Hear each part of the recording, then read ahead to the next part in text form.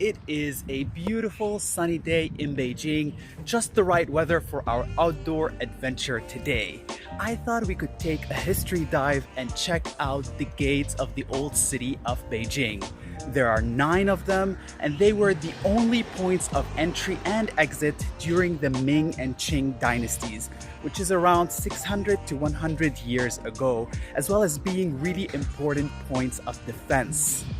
The gates were part of a fortification system, mainly a long, thick wall that outlined the perimeters of the city to protect it. Beijing was an important asset because it was the capital during the Ming and Qing dynasties, and so it was the home of the emperors and needed to be protected from invaders at all costs. And the coolest part about all of this is that I don't have to look far to locate the gates because Line 2 of the Beijing subway system follows the path of the old city wall. Check this out. This deep blue line is Line 2 and it runs around the center of Beijing. It is actually 24 kilometers in length, which is the exact same length of the old city wall. And if that's not enough, many of the subway stops are named after these historical gates. So you have Dongzhimen, you have Andingmen, you have Xijimen. Men, by the way, in Chinese means gate. So let's hop on a train and get to our first destination, Chongwenmen. Apparently none of the subway stations are open around my neighborhood because of COVID. And so I guess we're biking there. It's a 6-kilometer ride. So see you in half an hour. Check this out.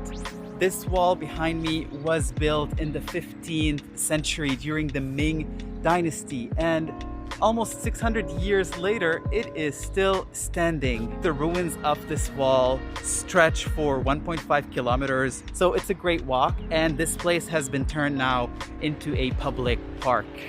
And look at this watchtower at the corner.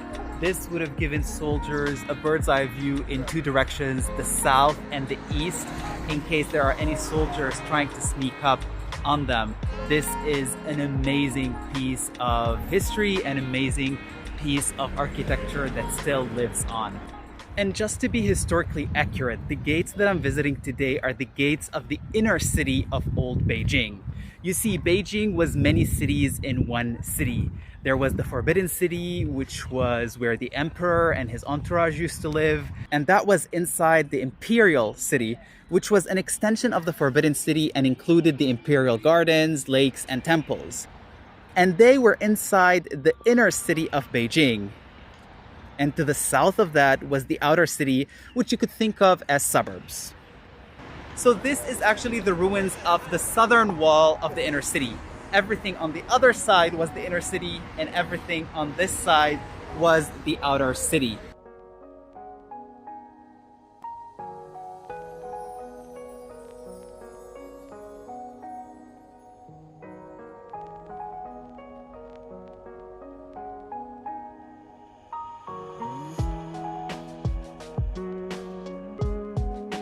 And I know what you're thinking. Where is the gate? Where is Chongwenmen? Well, the gate doesn't exist anymore. In fact, of the 9 gates, only 1.5 still persist to this day. And it's a sad reality, but here's what happened. For the first 500 or so years of their construction, everything was well. They were well maintained, they were well taken care of. No holes were actually allowed to be drilled. And whenever there was a broken brick, it would be fixed promptly and swiftly. But in the early 1900s, the wall sustained a lot of damage during the turmoil between the anti-imperialist movement and the foreign armies who were in China. Artillery and cannon fire by the Russian, British, American, Japanese army did a number on the structure.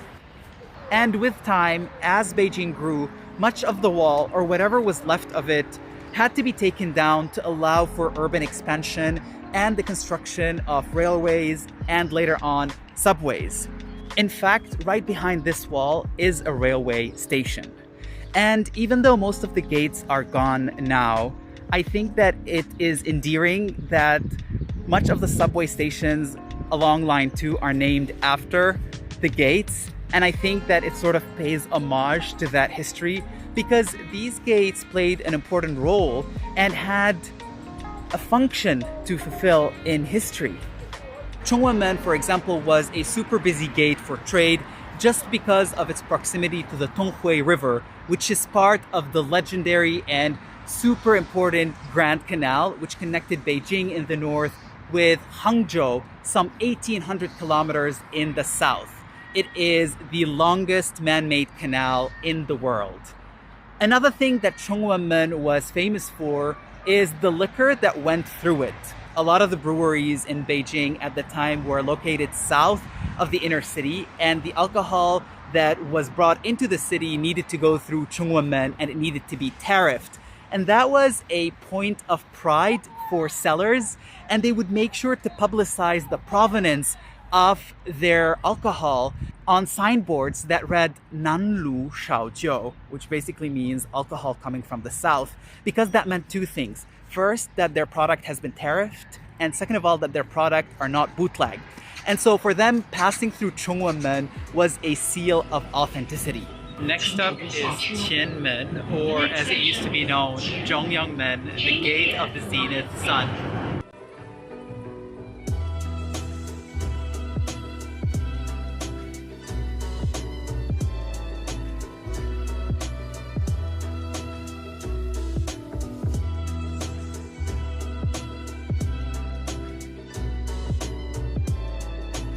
This beauty right here is the only gate of all 9 gates that remains intact with all of its accompanying structures, including the gatehouse and the archery tower. This is a very important gate because it was reserved for the emperor and the emperor only. He would cross it twice a year, once to go down to the Temple of Heaven, which is 4 kilometers south, and another time to go to the Temple of Agriculture, which is also south, to pray and make offerings.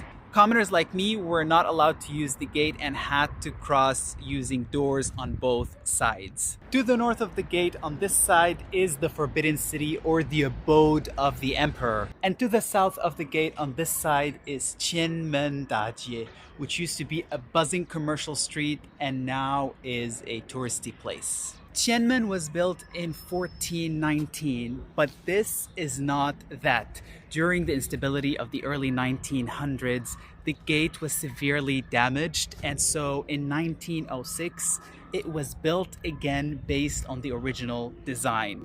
Still, it's pretty old. And now onto Xuanwumen, the gate of military might. I've actually never been here before, so let's see what it looks like.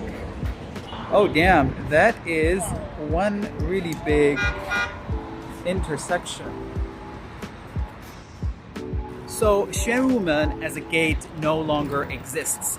Much like other gates, whatever was left of it was demolished in the 1960s to build the subway line number 2. However, while it was standing, Xuanwumen had a little bit of a reputation. It was known as the Gate of Death because all the prisoners who had death sentence would be carted through that gate on their way to the execution ground in Caishiko, which is a little bit south from here. And by the way, at the time, the most common form of capital punishment was beheading, and it was done in public. Yikes. Another thing that really cemented this morbid informal name of the gate was the fact that the cemeteries were also south of the inner city in an area that still exists to this day called Taoranting. So all the coffins would also have to pass through Xuanwumen on their way to be laid to rest. And yeah, death was in the air around here at Xuanwumen.